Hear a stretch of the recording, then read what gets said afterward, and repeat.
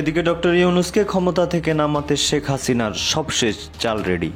দ্রুত নির্বাচন চায় শেখ হাসিনা। এর জন্য পৃথিবীর ক্ষমতাধর রাষ্ট্র রাশিয়া এবং জাপানের কাছে হাত পেতেছে শেখ হাসিনা। এবার তাদেরকে দিয়ে ডক্টর ইউনূসকে চাপ দিল। শেখ হাসিনার বিশ্বাস, আওয়ামী লীগ নির্বাচনে গেলে আবারও জয়ী হবে, তারপরেই দেশে ফিরে আসতে পারবে শেখ হাসিনা। এবার আমরা দুই শক্তিধর দেশের চাপের কথা জানতে পারলাম। রাশিয়া এবং জাপান দ্রুত নির্বাচনের আহ্বান জানালেন। বাংলাদেশে আদৌ কি তাহলে দ্রুত নির্বাচন হবে, নাকি কারো কথাই শোনা হবে না, নির্বাচন ডিলে হবে এবং শেষ পর্যন্ত 2030-এর দিকে গিয়েই নির্বাচন হবে? ওই নির্বাচন আওয়াজ দিচ্ছে, সে নির্বাচন করবে না কোনোদিন, এটা আমি বলে দিতে পারি। এ পর্যন্ত যে কথা তাকে নিয়ে বলছি সবই সত্য, কারণ আমি তো সবথেকে বেশি তাকে সুযোগ দিয়েছিলাম। কাজে এখন নির্বাচনে এখন যুদ্ধ খেলা দেখিয়ে বলবে। দর্শক, দেশ প্রবাস দূরে কিংবা কাছে বসে যারা আমাদের দেখছেন, আশা করি সবাই ভালো আছেন। দর্শক, এই মুহূর্তে পাওয়া এই বছরের সব থেকে আপডেট নিউজ আপনারা শুনতে চলেছেন। সেটা হলো কি, শেখ হাসিনা 5 আগস্টে পালিয়ে গেল। তাদের কিন্তু নেতাকর্মীরা, বাংলাদেশে কোটি কোটি নেতাকর্মী আছে, তাদের জনপ্রিয়তা কিন্তু এখনো কমেনি, যেহেতু তারা একটু পালিয়ে আছে। তারপরে আবার শেখ হাসিনার সেই গোপন চক্রান্ত, সেটা হলো রাশিয়া এবং জাপানকে দিয়ে, পৃথিবীর ক্ষমতাধর রাষ্ট্রগুলোর মধ্যে উল্লেখযোগ্য এই দুটো দেশ, তাদেরকে দিয়ে কাজ শুরু করেছে শেখ হাসিনা। সেটা হলো কি, সেই দুই দেশ দিয়ে তারা ডক্টর ইউনূসকে হুঁশিয়ারি দিয়েছে যে অতি দ্রুত নির্বাচন দিয়ে তুমি ক্ষমতা থেকে সরে আসো। এবার শেখ হাসিনার বিশ্বাস আছে যে আওয়ামী লীগ নেতাকর্মীরা বাংলাদেশে যে আকারে আছে, তাতে কিন্তু শেখ হাসিনা আবারও ক্ষমতায় যেতে পারে। যদিও এই নির্বাচনে শেখ হাসিনা বাংলাদেশে নাও থাকতে পারে, তাহলে শেখ হাসিনার পরিবর্তে অন্য কেউকে দলের সভাপতি করে আওয়ামী লীগ আবারও ক্ষমতায় আসবে নির্বাচন হলে। এই কারণেই কিন্তু শেখ হাসিনা এই প্ল্যানটা কাজে লাগাতে চাচ্ছে। দর্শক, খুবই গুরুত্বপূর্ণ একটা তথ্য আছে যে শেখ হাসিনা তাদের সবশেষ চালটা দিয়ে দিয়েছে। কথা না বাড়িয়ে চলুন বিস্তারিত দেখে আশা করি সঙ্গেই থাকবেন এবং এ বিষয়ে আপনাদের মতামতটা দিবেন যে আসলেই ডক্টর ইউনূসের অতি দ্রুত নির্বাচন দেওয়া উচিত কি উচিত না। আমরা শুরুতেই শুনেছিলাম 2030 সালে নির্বাচন হবে। দর্শক, আপনি চান কি যে কত দ্রুত নির্বাচন হলে ভালো হয়? একটু কমেন্টে জানাবেন। তো চলুন স্ক্রিনে বিস্তারিত দেখে আসা যাক। দর্শক, নির্বাচন কবে হবে, নির্বাচন আদৌ হবে কিনা, নির্বাচন পিছিয়ে দেওয়া হবে কিনা, 2030 সালে নির্বাচন হবে কিনা, এরকম নানা আলোচনা যখন চলছে, দ্রুত নির্বাচনের তরিকা দিচ্ছে। আমরা এর আগে জেনেছি যুক্তরাষ্ট্র থেকে সেই আহ্বান জানানো হয়েছে, চাপ দেওয়া হয়েছে, যুক্তরাজ্য থেকে চাপ দেওয়া হয়েছে, ভারত থেকে চাপ দেওয়া হয়েছে। এবার আমরা দুই শক্তিধর দেশের চাপের কথা জানতে পারলাম। রাশিয়া এবং জাপান দ্রুত নির্বাচনের আহ্বান জানালেন। বাংলাদেশে আদৌ কি তাহলে দ্রুত নির্বাচন হবে, নাকি কারো কথাই শোনা হবে না, নির্বাচন ডিলে হবে এবং শেষ পর্যন্ত 2030-এর দিকে গিয়েই নির্বাচন হবে? রাশিয়া জাপান কি বলতে চাইলো সেই আলোচনাটা করবো এই ভিডিওতে। বলছিলাম রাশিয়া এবং জাপানের কথা। রাশিয়া এবং জাপানের তরফ থেকে দ্রুত নির্বাচনের তাগিদ দেওয়া হয়েছে।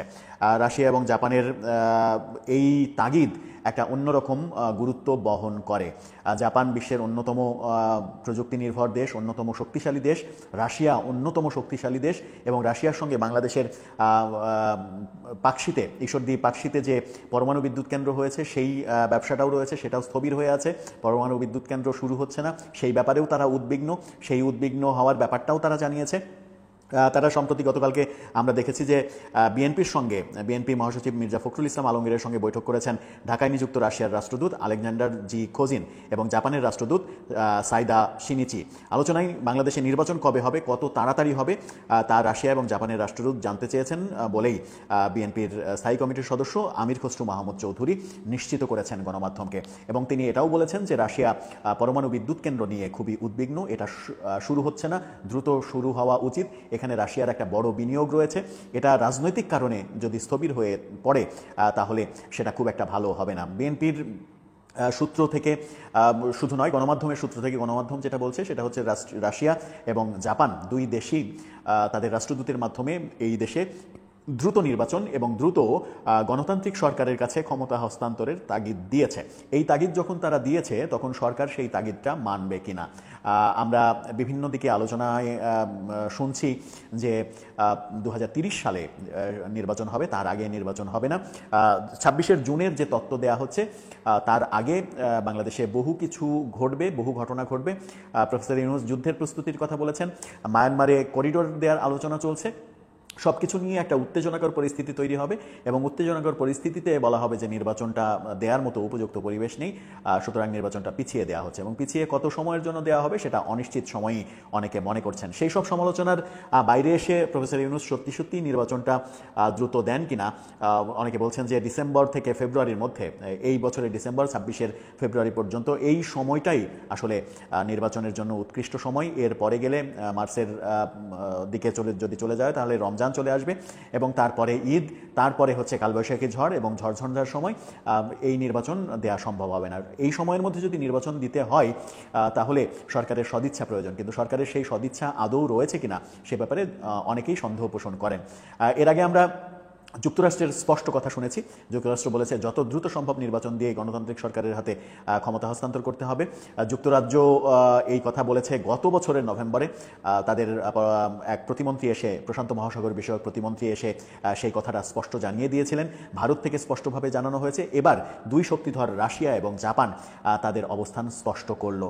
যদি আমি শক্তিধর দেশগুলোর কথাও বলি, আমেরিকা, ইংল্যান্ড, ইইউ দেশগুলো, এদিকে রাশিয়া, জাপান, ভারত, এই দেশগুলোর চাওয়ার বাইরে গিয়ে যদি আমাদের সরকার অন্যরকম কিছু করতে চায়, সেই অন্যরকম কিছু করতে চাওয়াটা তাদের পক্ষে সম্ভব হবে কিনা সেটা একটা বড় প্রশ্ন। কিন্তু সরকার তো ইচ্ছা করলে অনেক কিছু করতে পারে। যদি একগুয়ে হয়ে কাউকে পাত্তা দিলাম না, মানলাম না, তোমার কথা শুনলাম না, তোমার কথা, এই ব্যাপার নিয়ে যদি এগিয়ে যেতে চাই তাহলে হয়তো এগিয়ে যেতে পারবে। তাতে দেশের মধ্যে বিশৃঙ্খলা বাড়বে, রাজনৈতিক উত্তেজনা তৈরি হবে, আর রাজনৈতিক উত্তেজনা তৈরি হলে অনেক কিছুই ঘটবে। অনেক সহিংসতার দিকে চলে যাবে জনগণ, রাজনৈতিক দলগুলো। এই ব্যাপারগুলো দেশের জন্য শুভ কিছু বার্তা বয়ে আনবে না। এমনিতেই 5 আগস্টের পরে আমরা দেশে যে মব কালচার দেখছি, তখন থেকে সন্দেহ করা হচ্ছিল যে মব তৈরি করা হচ্ছে, এই ওই নির্বাচন আওয়াজ দিচ্ছে, সে নির্বাচন করবে না কোনোদিন, এটা আমি বলে দিতে পারি। এ পর্যন্ত যে কথা তাকে নিয়ে বলছি সবই সত্য, কারণ আমি তো সবথেকে বেশি তাকে সুযোগ দিয়েছিলাম। কাজে এখনও নির্বাচন, এখন এই যুদ্ধ খেলা দেখিয়ে বলবে যে হ্যাঁ এরকম অবস্থা, কি করে নির্বাচন করব, পরিবেশ নাই। এখন যখন বলছে না মানুষ তো আমাকে চায়, কোন মানুষ চায় তাকে? সে টাকা পয়সা দিয়ে 40 জনের একটা টিম বানিয়ে তাদেরকে দিয়ে সোশ্যাল মিডিয়াতে সেই কর্পোরেট পাবলিসিটি যেভাবে করে ওইভাবে কর্পোরেট পাবলিসিটি, ওই পাবলিসিটির মাধ্যমে সে মানুষের মতামত নিয়ে আসছে। এটা তো সে ক্রয় করছে। আজকে সারা বাংলাদেশে মানুষের জীবনের নিরাপত্তা নাই, রাতে ঘুমোতে পারে না, চুরি ডাকাতি ছিনতাই, মেয়েরা ঘর থেকে বেরোতে পারে না। যে মেয়েরা সেই রাত 12টা 1টা পর্যন্ত আন্দোলন করেছে তারাও এখন বেরোতে পারে না। তাদের স্বাধীনতা কোথায় গেল তারা ভেবে দেখুক।